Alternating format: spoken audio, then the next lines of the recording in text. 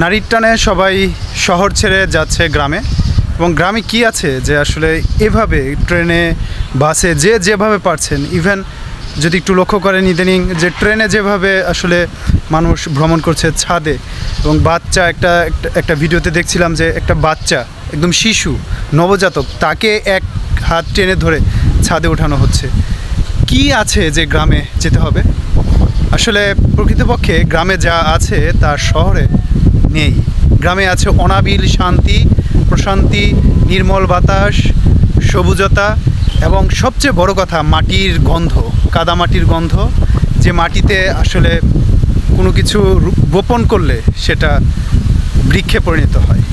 সেই মাটির টানে, সেই নারীর টানে, সেই শিকড়ের টানে সবাই ছুটে চলে যায়, এবং প্রয়োজন যখন ঝুঁকিকে উপেক্ষা করতে বাধ্য করে।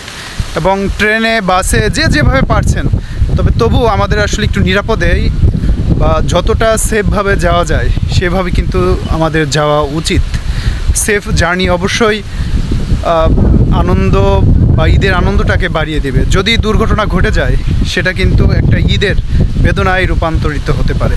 তাই সকলের যাত্রা শুভ হোক, এবং গ্রামের যে অনাবিল শান্তি, প্রশান্তি, আনন্দ রয়েছে, বিশেষ করে আমাদের ঈশ্বরকান্দি গ্রামের এক পাশে নদী আর এক পাশে বিল, যেটা টানে এই এলাকা কখনো ছাড়তে পারি নাই, এবং এখনও রয়েছি সেই গ্রামে, এবং গ্রামে থেকেই আসলে জীবনটাকে উপভোগ করার চেষ্টা করছি। এবং গ্রামে যে আনন্দ রয়েছে, যদিও ভিলেজ পলিটিক্স বলে একটা বিষয় রয়েছে, সেটাকে একটু অ্যাভয়েড করে যদি থাকা যায়, তবে গ্রামের মতো শান্তি আর কোথাও নেই।